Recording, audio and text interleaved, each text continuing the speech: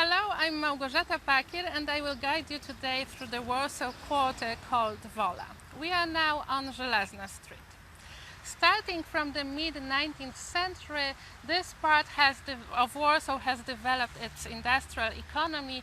Numerous factories were built here and soon Wola became Warsaw district of the working class.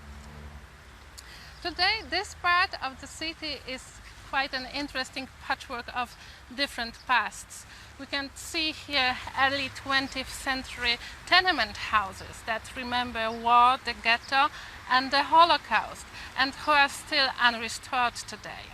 Over there we can see cheap socialist blocks of flats from the 1960s and 1970s. In the 1990s, on the other hand, this area became an attractive target for the investors. Neglected and cheap land, yet not far away from the city center.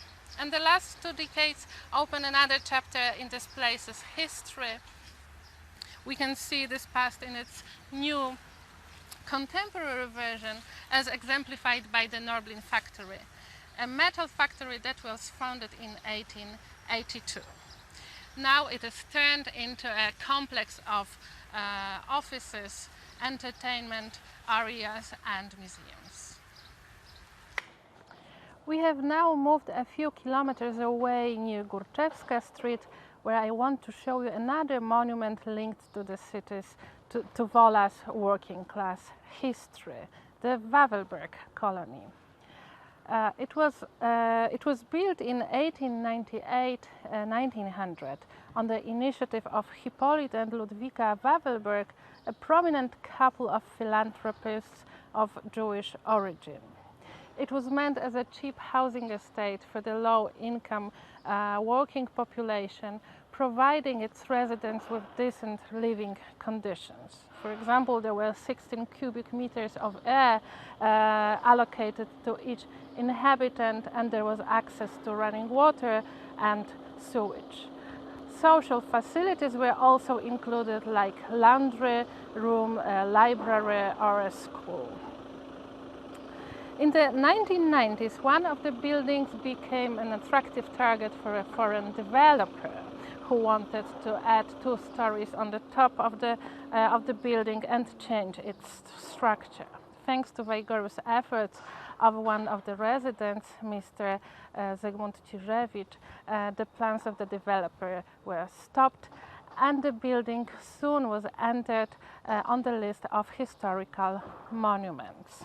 Today there is an active group of residents who have founded the Association of Friends of the Wawelberg colony, are active, for example, by organizing annual cultural festivals. During one of such festivals, a mural was created here. We can see here figures reminiscent of the 19th century or pre-war working class.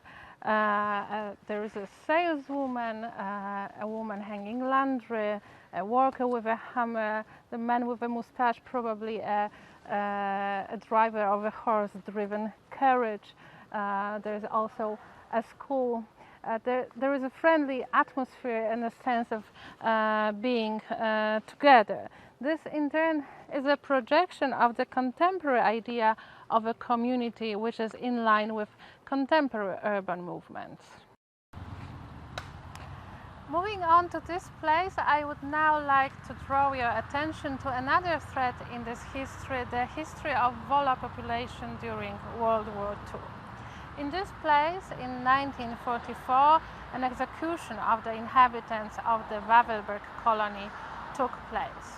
It was part of a larger planned actions when, in the first days of the Warsaw Uprising, the German units murdered about 50,000 of civilian inhabitants of Wola in an event later called the Slaughter of Wola.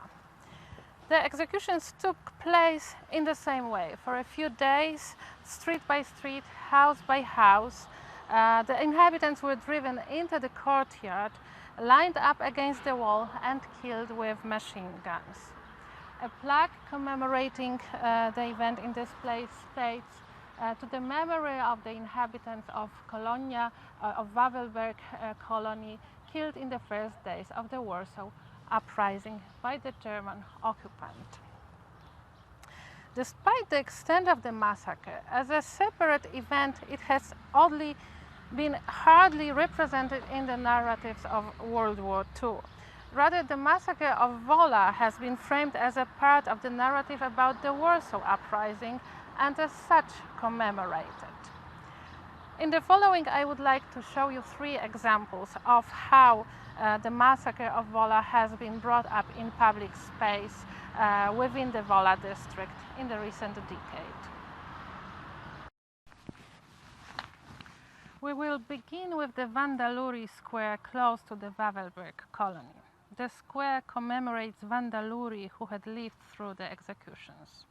The pregnant Wanda, a resident of Wolska Street, survived the execution of their house under a heap of bodies. However, she lost her 3 children. After the war, she and her son Mścisław worked together to commemorate the victims of the Wola slaughter. Recently, they have been pictured on the mural by artists Daria Jermolina and Dariusz Paczkowski. Again, while commemorating the past connected to the place, the mural aims at creating a friendly atmosphere, community atmosphere for the present inhabitants of the neighborhood. As a commemoration of Wola's slaughter, the mural is special. It focuses on a woman and a child, family bonds, and refers to family ties rather than showing images of the uprising and the insurgent struggle. It evokes an alternative narrative of the war from the perspective of ordinary people, families. One might note only the decontextualization of the story. The mural shows no direct references to history, and there is also no plaque anywhere near here explaining who Vandaluri was. She is presented as every woman, past or present, living in Wola. In this place, I would like to recall the testimony by Syla Sielużycka from the collection of the Warsaw Uprising Museum, who survived the Wola massacre with part of her family as a 12-year-old girl. She came from a working-class family living at Zagłoby Street in Wola. Her memories of the war are from the perspective of a child. She recalls the fear of roundups as one of the main experiences of the wartime every day. She says, "One of my brothers was then 17 years old. He was deported to Germany. The rest of my siblings stayed here in Poland during the whole occupation. Somehow they managed between those roundups. Apart from that, it was that kind of time, always in the evening, waiting for everyone one by one, whether they'd come back home or not, because there were always those roundups in the streets. That's how we lived from day to day." When she starts telling about the Warsaw Uprising, the executions are the first and most important recollection that comes to her mind. "I remember the first execution. The first one known to everyone was on Towarowa Street. For one German they killed 10 people. Later these things had started to change. Later there were 50 people, and later I don't know if they killed en masse or if there were 100 people. At home constantly, all the time, there was this fear, anxiety." And she goes on to tell how she and her family had been almost killed in such an execution at Zagłoby. When asked if anyone from her family had fought in the underground, Syla replies, "No, because my brother, the middle one, was deported to Germany. The oldest one had a wife and a small child was with them, so he had to work." Here at Płocka Street, 200 meters from where we were, is another commemoration dedicated to the massacre of Wola. In 2017, the Wola Quarter authorities and the Wola Cultural Center announced a competition for the design of a mural entitled memory of the civilian population of the Warsaw Uprising. The competition was won by artist Damian Kwiatkowski. As we can see, the insurgent silhouette is composed of images showing everyday life of the uprising during the uprising. The scenes were designed based on authentic photographs from that time. As argued by the jury of the competition, the colorful image resembles a poster or a comic book, which makes it comprehensible and conveys the message both to the elderly and the young. Despite its contemporary form, however, I would argue that the content of the mural is quite traditional. Once again, it seems that the insurgent, the struggle narrative dominates over that of the civilian victims and ordinary people.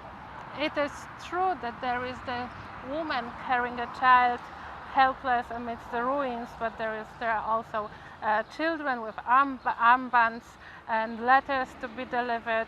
All of these are symbolic icons of the underground conspiracy inscripted in Polish memories.